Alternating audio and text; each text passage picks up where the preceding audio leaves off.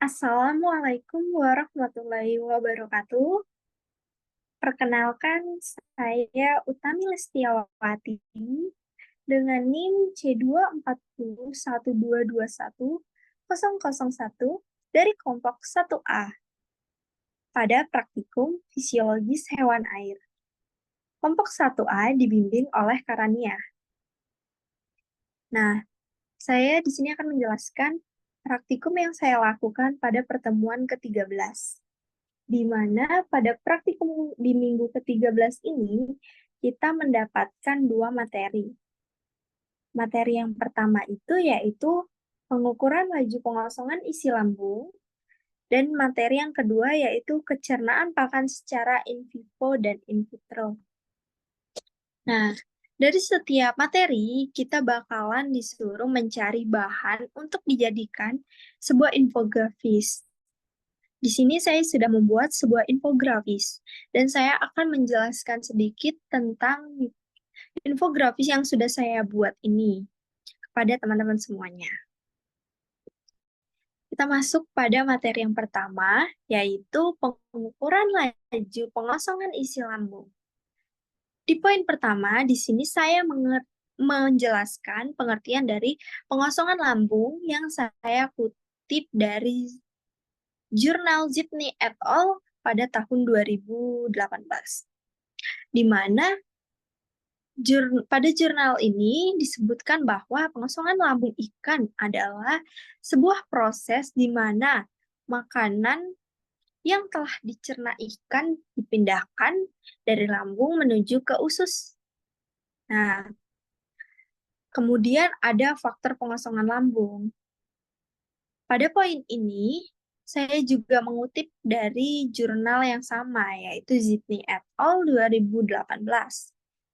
Dia mengatakan bahwa faktor yang mempengaruhi lambung itu meliputi 3 hal, yaitu temperatur air, pakan yang dikonsumsi ikan, serta aktivitas dari ikan. Nah, contohnya nih, seperti pakan yang dikonsumsi ikan.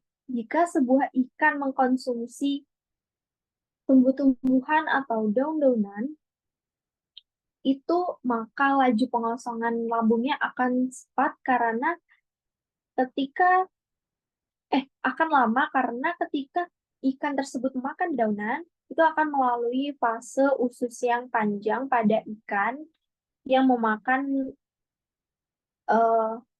tumbuh-tumbuhan tersebut. Jadi, laju pengosongan lambungnya akan cenderung lebih lambat dibandingkan ikan yang memakan ikan lain atau ikan karnivora. Kemudian ada faktor yang menyebabkan terjadinya penurunan bobot. Di sini ada 2 faktor yang menyebabkan terjadinya penurunan bobot, yaitu yang pertama ada laju metabolisme. Dan yang kedua ada kualitas pakan. Selanjutnya kita masuk ke poin yang keempat, di mana poin ini yaitu yang menjelaskan antara perbedaan ukuran ikan dan suhu. Nah, teman-teman pasti bingung nih, apa kan perbedaan dari ukuran ikan dan suhu ini? Di sini saya menjelaskan bahwa ukuran ikan ini itu merujuk pada dimensi fisik ikan seperti panjang, lebar, dan tinggi yang dapat diukur.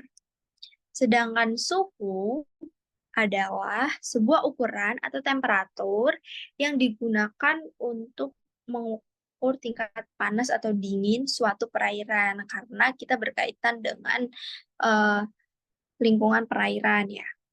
Jadi suhu yang dimaksud di sini yaitu yang berkaitan dengan suatu perairan. Nah, suatu perairan tersebut memiliki suhu yang dapat menjadi faktor adanya perbedaan ukuran ikan. Pada poin yang selanjutnya yaitu perbedaan kecepatan pengosongan isi lambung pada ukuran ikan dengan suhu. Nah, di poin ini dijelaskan bahwa perbedaan dalam kecepatan pengosongan isi lambung pada ikan tergantung pada ukuran ikan dan suhu lingkungan. Kemudian kita masuk ke poin yang ke-6. Di sini saya menjelaskan tentang indeks isi lambung atau ISC. Indeks isi lambung atau stomach content index adalah sebuah parameter yang digunakan untuk mengukur seberapa banyak isi lambung dari suatu organisme. Nah, biasanya ISC ini itu untuk menghitung dari isi lambung ikan.